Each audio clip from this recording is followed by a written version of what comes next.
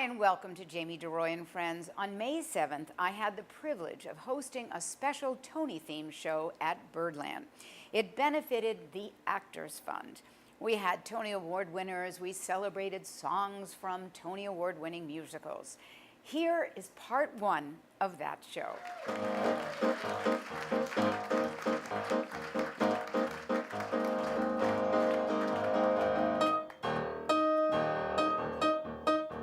Another opening, another show in Philly, Boston, or Baltimore. A chance for stage folks to say hello. Another opening of another show. Another job that you hope at last will let your future forget your past. Another pain where the ulcers grow. Another opening of another show. 4 weeks you rehearse and rehearse. 3 weeks, will it ever get worse? 1 week, and will it ever be right? Then out of the box, it's that big first night. The orchestra is about to start. You cross your fingers and hold your heart. It's curtain time and away we go. Another opening of another show. This song was from Kiss Me Kate, the very first Tony Award-winning musical in 1949. The Tonys actually started 2 years earlier, but they did not have a category for Best Musical. We'll talk more about Kiss Me Kate in a minute. I just want to say welcome. We have the most amazing guests lined up for you tonight, and we're going to be celebrating songs from Tony Award-winning musicals and Tony-nominated musicals, and the cast are Tony-nominated, Tony winners. They're unbelievable. And at the piano, by the way, please welcome Ron Abel. Yay! And on bass, Tom Hubbard.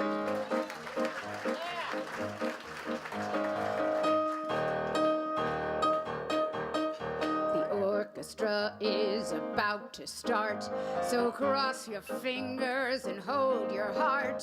It's curtain time and away we go. Another opening, yes, another opening of another show.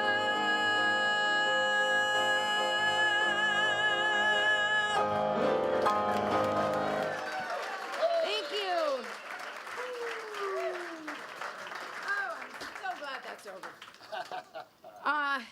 Yes, so it's so interesting that what happened was Antoinette Perry was a co-founder of the American Theater Wing, and she died in 1946. So they suggested that maybe they start to do this and name an award after Antoinette Perry. So in 47 it started, and I don't know if it was in 47 or 49 when they were handing out all these awards. Her nickname was Tony, and it stuck. So now we have the Tony Awards. Kiss Me Kate not only won the first Tony Award for Best Musical, but it won 4 other Tonys as well. For Best Author of a Musical, Samuel and Bella Spivak. Best Original Score, Cole Porter. Best Costume Design, Lemuel Ayres. And, get this one, Best Producer of a Musical, Saint Suber and Lem Ayres, who was also the costume designer and the set designer. When does that ever happen? When it was revived in 2000, it actually was the most nominated musical revival in history, with 12 Tony nominations. When the Tonys started, the tickets were $7. And the next year, they raised it to $10. This year, $13.95. I think it's gone up a little bit.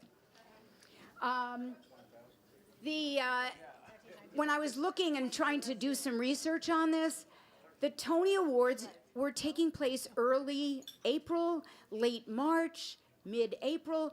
It wasn't until years later that it actually finally moved to June. And the first several years, until 1956, there was no competition. They just gave awards. I mean, they just said, okay, we're giving it to Kiss Me Kate. We're giving it to this. There were no nominees until 1956. Anyway, to start us off, she just ran over from her Broadway show where she is appearing in On Your Feet.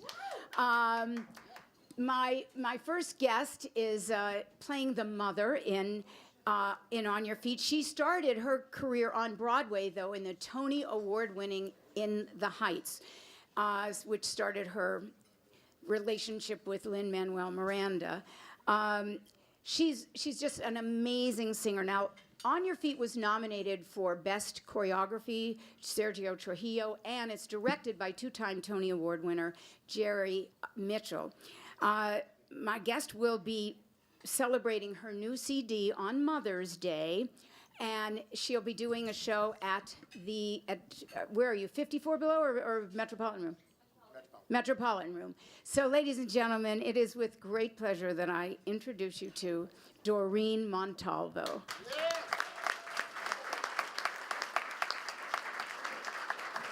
You look amazing. Hi, everybody.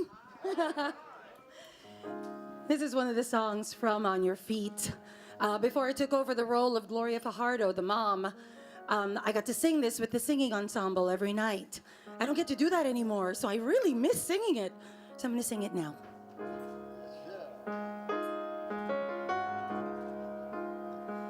Some dreams live on in time forever.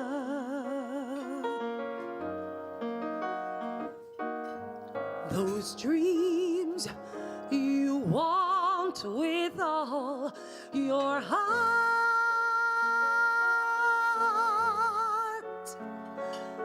and I'll do whatever it takes. Follow through with the promise I make. Put it all on the line. What I hope for at last will be mine.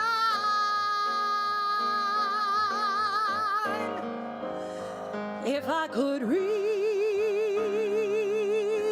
higher, just for one moment touch the sky. From that one moment in my life, I'm gonna be stronger. I'm gonna be stronger, yes I am. I'll put my spirit to the test if I could reach.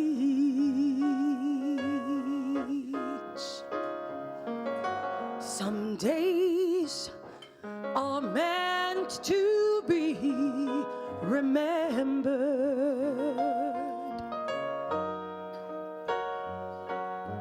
Those days we rise above the stars,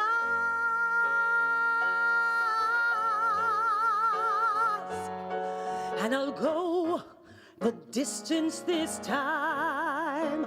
Sing more, the higher I climb. That the more I believe, oh, the more that this dream will be mine.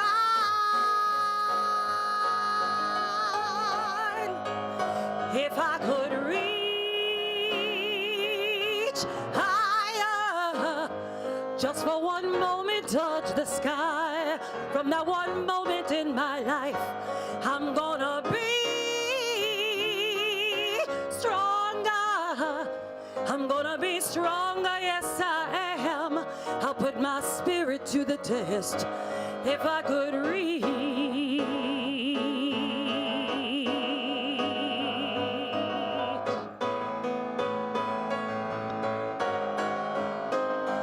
If I could reach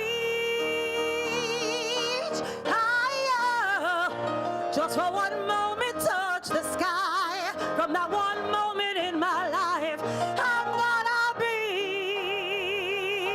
stronger. I'm gonna be stronger, yes I am. I'll put my spirit to the test if I could reach.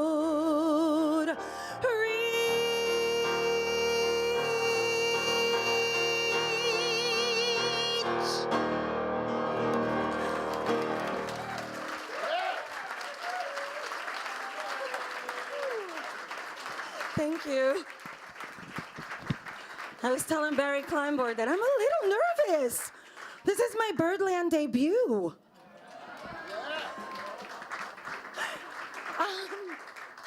So this next song I'm going to sing, there's a whole long story behind it. But basically, my life with the show In the Heights started in 2002 when Lin-Manuel Miranda graduated college. He came to New York and decided he was going to put this show called In the Heights up. He had done it as his sophomore year. It was his sophomore year thesis for his musical theater class. And so two of his upperclassmen, Tommy Kail, and a bunch of other guys had founded this production company called Backhouse Productions, and they were housed in the basement of the Drama Bookshop. And so the story goes that I was the very first person to walk in to audition for Lin for the show. He was 20 years old, right out of college. He was 20 because I remember being at his 21st birthday, and I was literally like the chaperone in the room. And I originated 3 roles during the course of, those first 5 years, all of them which were killed off. And then they wrote this fabulous part. And I was still doing all the readings and everything. And he says, I remember getting a phone call from Bill Sherman, who was his orchestrator at the time, roommate at the time, and Lynn going, Doreen, I can't wait until you hear the song that we just wrote for you. And I'm like, okay. They gave me a cassette tape, and I still have it. And it's the song Paciencia y Fe, which is what the grandmother sang in the show. So I always tell this, I tell this story that literally I may have not been the person who, made the show famous on stage, but I was the very first person to ever sing the song. And I did it for about 3 years. We did MTC readings and whatnot.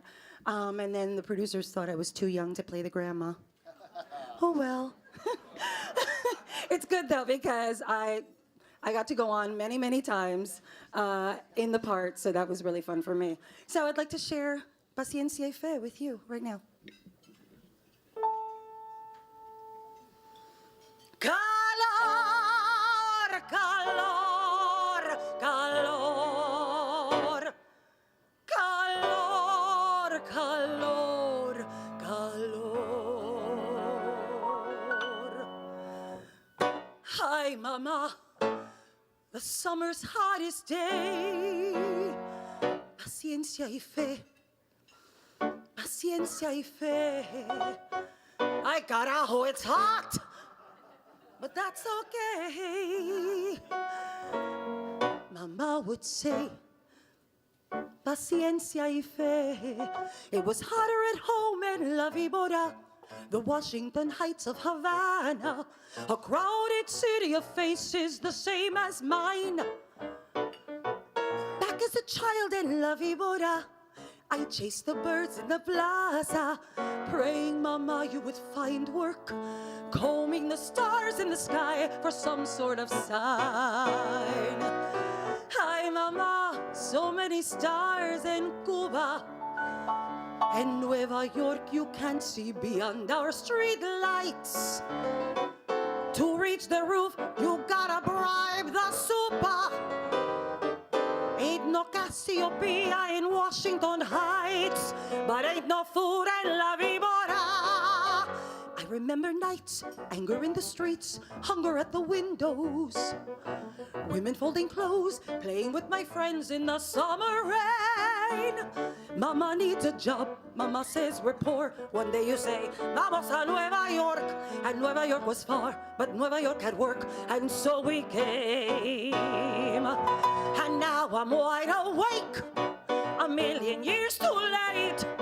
I talk to you, imagining what you do, remembering what we went through.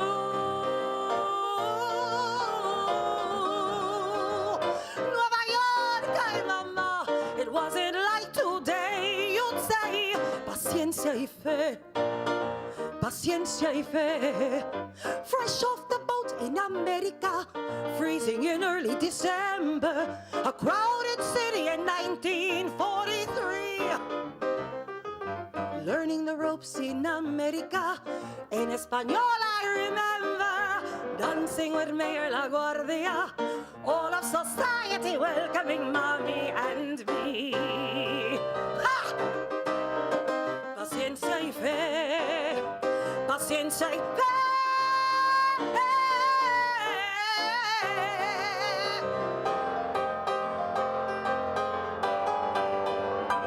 Sharing double beds, trying to catch a break, struggling with English. Listening to friends, finally got a job working as a maid. So we cleaned some homes, polishing with pride, scrubbing the whole of the Upper East Side. The days into weeks, the weeks into years, and here I stay. And as I feed these birds, my hands begin to shake. And as I say these words, my heart's about to break. And I, Mama, what do you do when your dreams come true? I spend my life inheriting dreams from you. What do I do with this winning ticket? What can I do but pray? I buy my loaf of bread, continue with my day, and see you in my head, imagining what you'd say. The birds, they fly away, do they fly to La Vibora? All right, Mama. Okay. Paciencia y fe.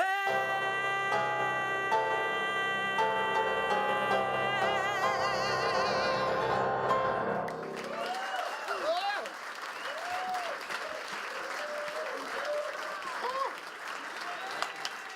17 pages, that's a bear. Thank you.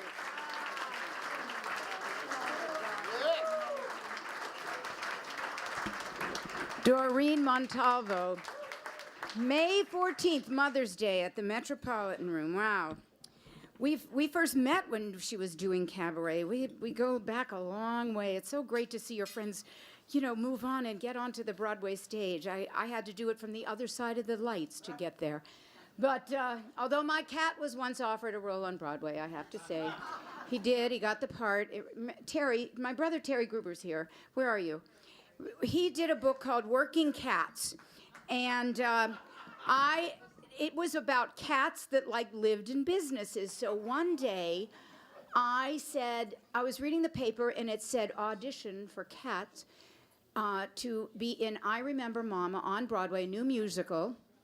And I said, why don't you go and shoot that? He said, if you come with me. And I said, well, if I'm going to go, I'm going to take my cats, let them audition. So I had two cats. I had a Burmese and a Russian blue. One loved to be held, and one liked to sit on your shoulders. And so we went down, and there were so many people at this audition. And some of them drove for 4 hours to get to this audition. And a lot of cats in one room, even in a cage, there was so much So my cats are finally seen, and we left after I don't know how long, and then I got a call a couple days later that my cat was picked.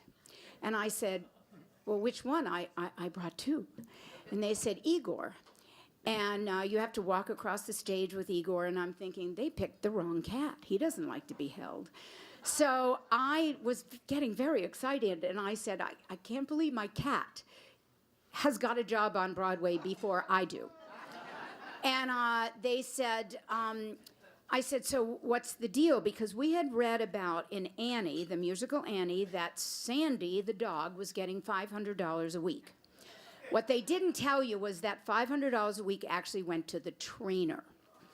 So I said, so how much does Igor get? Oh, we're going to give you 2 tickets to the show. I said, what? And she says, yes, and we expect the show to run 6 months to 2 years, so you'll have to give up your cat because he'll have to live with the trainer. I said, I'm not giving up my cat to live with the trainer. He'll come back, he won't even know me. What happened to the $500 for the... No, that's for the trainer. And I said, well, you know what? I don't think we can do this. And I was actually upset. And not only did my brother cover that audition, but I do remember that Doug Johnson from ABC covered that audition. And I had actually said to them on the phone, why don't you, if you're not going to pay somebody, why don't you just go to a shelter and get a cat or a kitten, which is, of course, what they ended up doing. So I called Doug Johnson. I don't know him from a hole in the wall. And I'm like going to be going into Reno Sweeney's. But that was not what the thing was about. I said, I just have a follow-up for your cat audition. And he came over with his camera, and he said, bring the cat in. We're in the kitchen. Igor's on the table, and I'm petting him. They turn on the light, and he runs out. And I went, well, this would have been a good cat for Broadway, don't you think? That was my big Broadway story. Anyway, my next guest has been in 14 Broadway shows for real. I got to work with him when he was in Finian's Rainbow, which actually was nominated for Best Revival in 2010, but didn't win. But he's going into his 15th Broadway show when he goes into The Prince of Broadway. He will be appearing June 3rd, 4th, and 5th at the 92nd Street Y with his daughter Lily. And some other performers doing Lerner and Lowe. But most importantly about him is he won a Tony for The Life. Please welcome Chuck Cooper. Yay!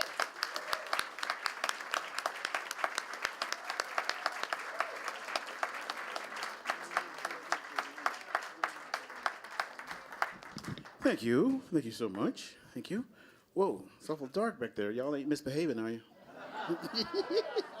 I could not resist. Couldn't resist. Ain't misbehaving. 78, I think that was the year they won their Tony. I should remember this because I came to the city in 76, and that was one of the first shows that I saw. And I remember Ken Page. There's anyone you Ken Page in that show, all right? Oh my God. And he sang the song that I'm about to sing for you now. And I just want to say, if there are any producers out there, I've never done this show. So I'm just saying, all right? This will be my audition, all right? Here we go.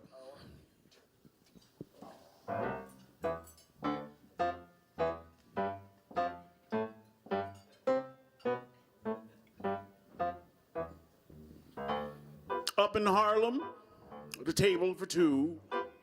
Well, there was the four of us, baby. Me, your big feet, and you. From your ankles up, you sure look sweet. But from there down, baby, whoa, you just too much feet. Oh, your feet's too big. Don't want you 'cause your feet's too big. Mad at you 'cause your feet's too big. I really hate you, 'cause your feet's too big. La-di-da-da.